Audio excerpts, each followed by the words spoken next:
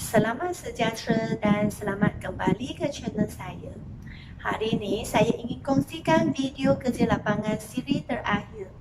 Jadi, jika kamu belum menonton video siri pertama, siri kedua ataupun siri ketiga, cepatlah pergi ke channel saya untuk menonton video tersebut. Ataupun kamu boleh tekanlah link yang saya lampirkan di description saya. Sekiranya kamu adalah kali pertama mengunjungi ke channel saya, mohonlah tekan subscribe dan loceng notification sebagai tanda sokongan. Baiklah, hari ini saya biarlah avatar saya untuk mulakan video hari ini. Biar saya set up kamera dulu ya. Baik, mula. Nanti macam kurang apa ya? Oh, pakai mask. Action. Panduan kerja lapangan geografi tingkatan 2 siri terakhir. Tajuknya ialah pengangkutan awam di Taman Universiti Skudai. Masalah pengangkutan awam di Taman Universiti. Baik, dalam bahagian masalah ini, pelajar perlu menghuraikan 2 atau lebih masalah pengangkutan awam dengan jelas dan relevan serta menunjukkan keaslian yang terdapat di Taman Universiti beserta dengan contoh-contoh. Dan semasa pelajar menghuraikan masalah ini, ingat dalam ayat itu mesti kaitkan dengan kawasan kajian. Baru boleh membuktikan bahawa kamu menjalankan kerja lapangan di kawasan kajian anda.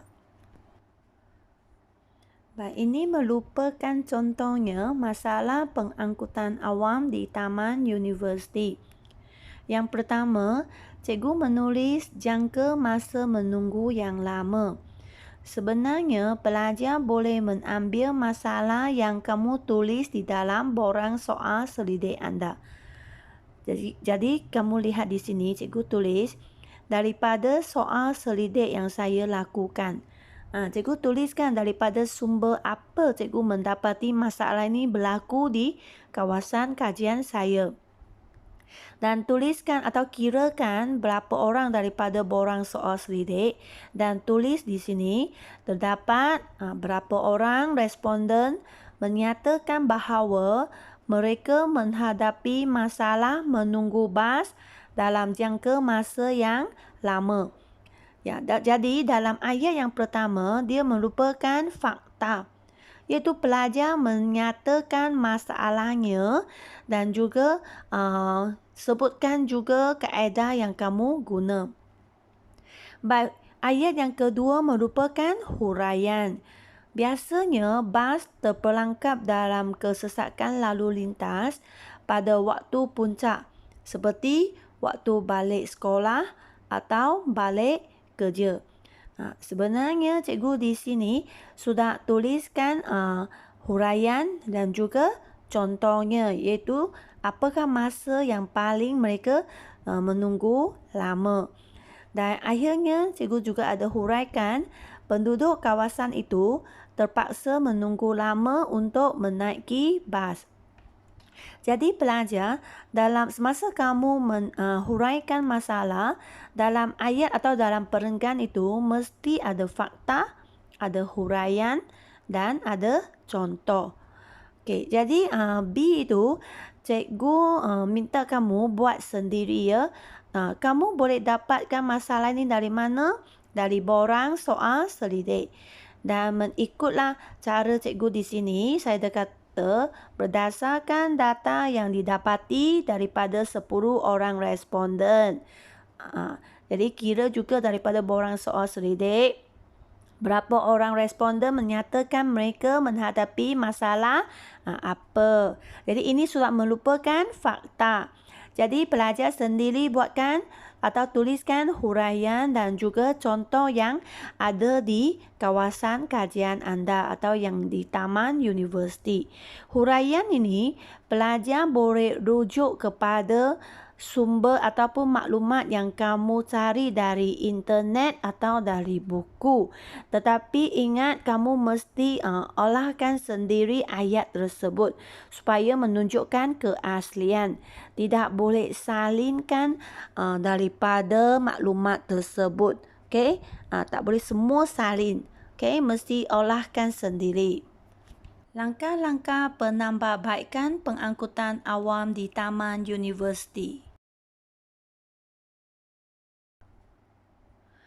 Dalam bahagian ini, pelajar perlu menghuraikan 2 atau lebih cadangan secara kreatif, kritis dan rasional untuk mengurangkan masalah pengangkutan awam yang dihadapi di Taman Universiti berserta dengan contoh-contoh.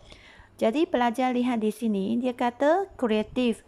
Maksudnya, jika cadangan itu atau idea ni yang tak pernah diguna pun boleh pelajar tuliskan di sini. Tetapi mesti rasional ya, iaitu yang logik yang boleh diterima dan yang boleh dijalankan di kawasan kajian anda. Okey, sama juga dalam bahagian ini, pelajar semasa tuliskan cadangan mesti kaitkan dengan kawasan kajian. Iaitu nyatakan langkah-langkah ini dijalankan di Taman Universiti ataupun di kawasan kajian anda. Baik, ini merupakan contohnya. Pelajar tulislah tajuknya langkah-langkah penambahbaikan pengangkutan awam di Taman Universiti. Baik, langkah yang pertama ialah menambahkan bilangan pengangkutan awam. Kerana tadi dalam bahagian masalah yang pertama cikgu ialah tuliskan masa menunggu yang lama. Jadi ini langkah yang pertama ini menambahkan bilangan pengangkutan awam ialah untuk mengatasi masalah itu. Jadi pelajar ingat dalam langkah kamu, cuba ialah tuliskan atau huraikan langkah yang sesuai digunakan untuk mengatasi masalah yang kamu tulis tadi. Okey? Baik, kita cuba lihat contohnya. Daripada soal selidik yang saya lakukan. Ini saya nyatakan cadangan ini atau langkah ini datang daripada borang soal selidik. Okay. Terdapat berapa orang responden mencadangkan menambahkan bilangan pengangkutan awam untuk menyelesaikan masa menunggu pengangkutan awam dalam jangka masa yang lama. Jadi dalam faktanya, kamu mesti nyatakan apakah langkah itu dan dia boleh menyelesaikan masalah apa. Okay, ini merupakan fakta. Okay, lepas itu kita lihat huraian ataupun contoh. Mereka berpendapat bahawa syarikat pengangkutan awam seperti syarikat bas boleh menambahkan bilangan bas yang berulang-alik di Taman Universiti supaya penumpang tidak perlu menunggu bas dengan lama dan tidak menyukarkan penumpang yang menggunakan perkhidmatan bas. Sini saya tuliskan bagaimana langkah ini dapat mengurangkan masalah menunggu yang lama dan juga saya ada kaitkan dengan kawasan kajian saya iaitu Taman Universiti. Baik, selain itu, menambahkan bilangan bas juga boleh menyelesaikan masalah bilangan penumpang yang ramai pada waktu puncak. Ini lagi, apakah kebaikan langkah ini? Baik, untuk langkah yang kedua, cikgu juga minta pelajar buat sendiri ya. Kamu mesti cuba sendiri. Okey, kamu tuliskan langkah yang seterusnya. Okey, langkah ini pelajar boleh dapat dari mana? Kamu boleh rujuk kepada borang soal selidik kamu. Apakah langkah lagi yang boleh digunakan? Ataupun pelajar boleh fikir sendiri atau dapat daripada maklumat yang kamu print tadi. Okey? Tetapi ingat-ingat ayat itu mesti ialah ayat sendiri. Jangan salinkan langsung daripada maklumat yang kamu cari. Jadi pelajar nyatakanlah langkah itu di atas Lepas tu tulislah ayatnya dengan berdasarkan data yang didapati daripada 10 orang responden. Ini cikgu yang masih gunakan langkah yang saya tulis di dalam borang soal selidik. Okey, berapa orang responden mencadangkan apa? Okey, untuk menyelesaikan masalah apa? Pelajar boleh tulis ini sebagai fakta. Okey, jika pelajar tidak mahu gunakan langkah yang terdapat di dalam borang soal selidik juga boleh. Pelajar mungkin boleh mulakan ayat kamu dengan pada pendapat saya masalah apa-apa ini masih juga boleh diselesaikan atau dikurangkan dengan mengambil langkah apa-apa. Ini ialah bolehlah gunakan langkah pelajar sendiri ataupun yang terdapat di dalam maklumat kamu. Okey, dan selepas fakta ini pelajar tulislah huraiannya. Okey, huraikan bagaimana, apakah caranya untuk menyelesaikan masalahnya dan jangan lupa sertailah contoh-contoh dan kaitkan dengan kawasan kajian anda. Di sini ialah Taman Universiti. Seterusnya kita buat rumusan. Baik, dalam bahagian rumusan, pelajar nyatakanlah perkara yang dapat dipelajari sepanjang menyiapkan tugasan kerja lapangan ataupun boleh sebutkan apa yang terdapat dalam kerja lapangan anda dan ingat juga mesti kaitkan dengan kawasan kajian anda. Baik, pelajar lihat contohnya. Okey, rumusan. Setelah tugasan kerja lapangan ini selesai disiapkan, saya telah menemui beberapa dapatan yang berkaitan dengan pengangkutan awam di Taman Universiti Skudai. Jadi cikgu tulis di sini saya sudah dapat beberapa dapatan kan. Okey, dan pengangkutan awam di kawasan ini terdapat pelbagai jenis iaitu perkhidmatan bas awam, teksi dan e-panggilan. Cikgu sebutkan apa? Katakan jenis pengangkutan awam di kawasan kajian saya. Okey, lepas tu saya tulis pengangkutan awam ini telah memudahkan pergerakan penduduk tempatan Taman Universiti ke destinasi yang ingin ditujui oleh mereka. Ini merupakan kepentingannya. Okey, walau bagaimanapun, penduduk di Taman Universiti menghadapi beberapa masalah berkaitan pengangkutan awam seperti jadi pelajar salin daripada masalah yang tadi kamu tulis tu. Pelajar ada tulis 2 masalah kan? Jadi isikan di sini. Okey, masalahnya iaitu apa dan apa. Dan dalam kerja lapangan ini saya telah mencadangkan beberapa langkah untuk mengurangkan masalah-masalah tersebut. Seperti, ini juga merupakan langkah yang pelajar tulis di depan tadi. Okey, jadi isikan di sini. Dengan itu, saya berharap pengangkutan awam di Taman Universiti dapat diperbaiki dan dinaik tarafkan pada masa depan. Jadi ini tuliskanlah harapan saya. Jadi ini sahaja untuk rumusan. Baik, sekarang kita masuk ke rujukan.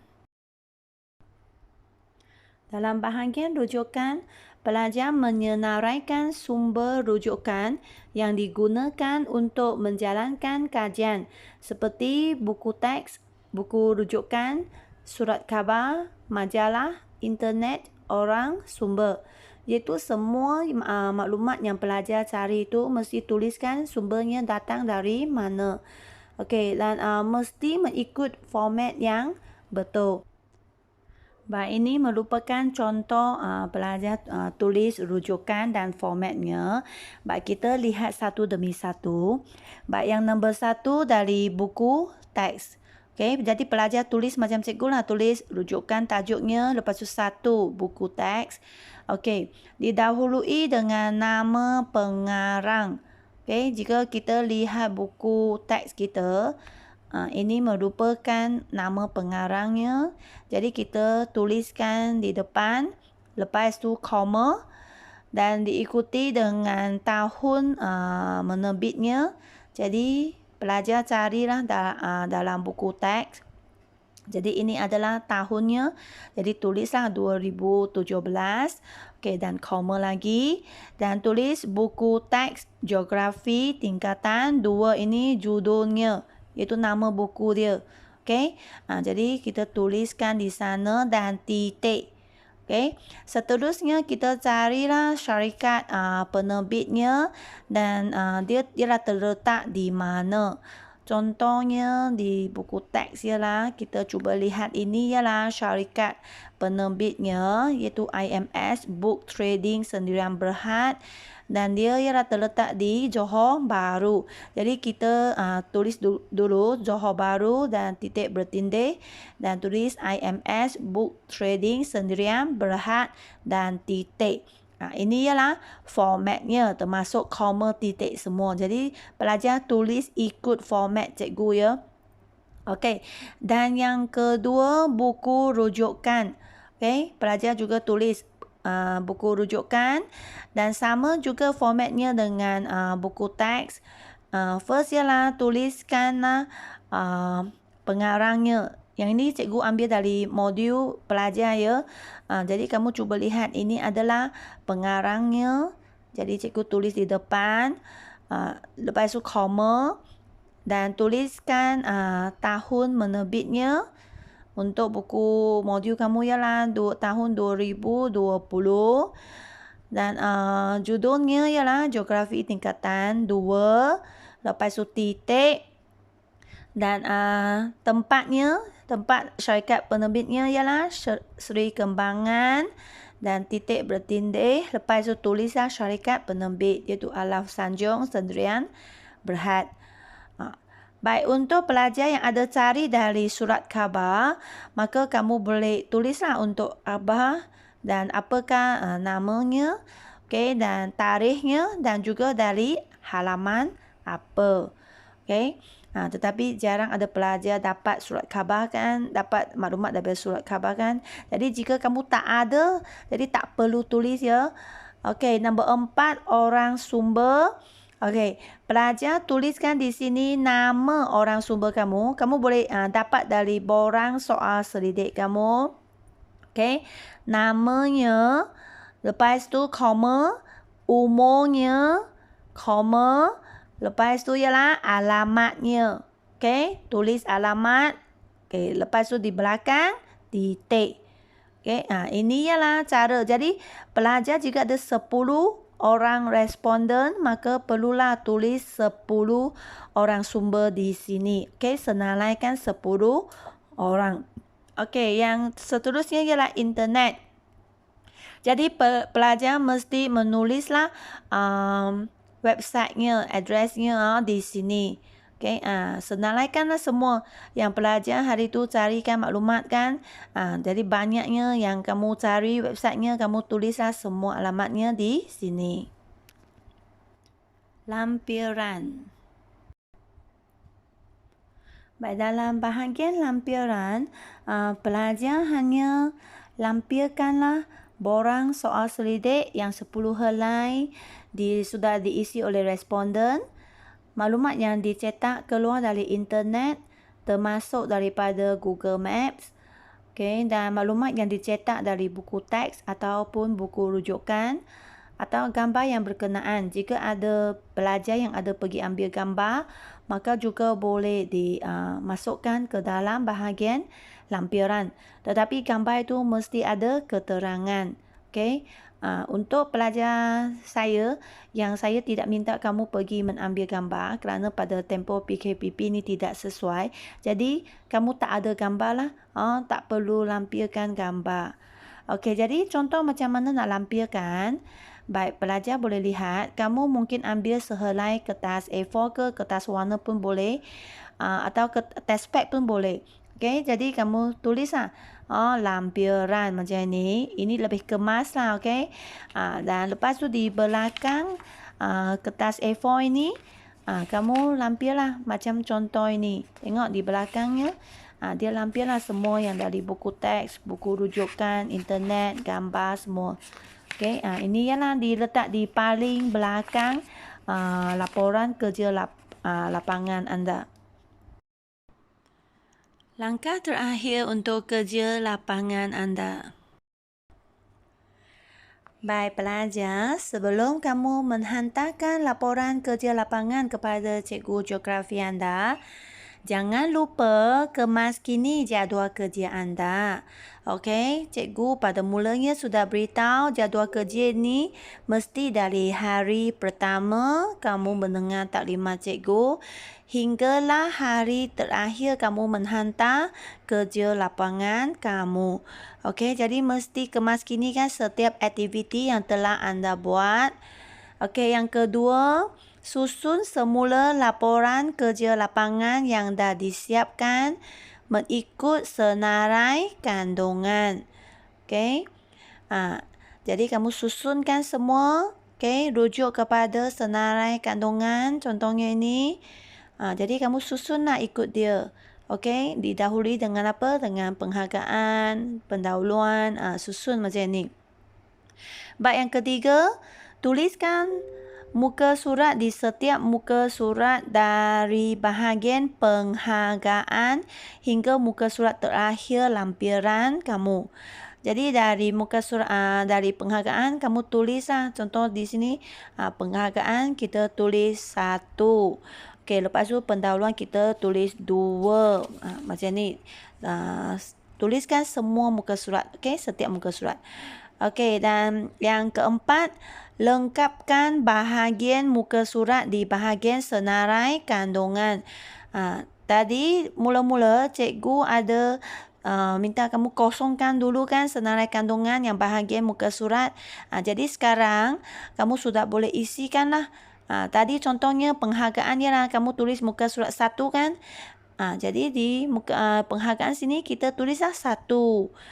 Dan pendahuluan tadi ialah 2 kan. Jadi tulislah 2. Dan jugalah untuk yang bahagian yang lain. Okey, dan jika semua sudah isi, maka pelajar bolehlah hantar laporan kerja lapangan kamu kepada cikgu geografi masing-masing. Video kerja lapangan ini sudah sampailah ke penghujungnya. Saya ingin mengambil kesempatan ini untuk mengucapkan terima kasih kepada kamu semua kerana telah mengikuti dari siri pertama hingga ke siri terakhir. Tahniah kepada pelajar yang telah cuba menyiapkan kerja lapangan geografi kamu mengikut masa yang telah ditetapkan oleh cikgu. Bagusnya kamu semua. Baik, saya berharap kamu boleh terus memberikan sokongan kepada saya untuk menerbitkan lebih banyak PDPT geografi pada masa depan. Terima kasih sekali lagi. Kita jumpa lagi.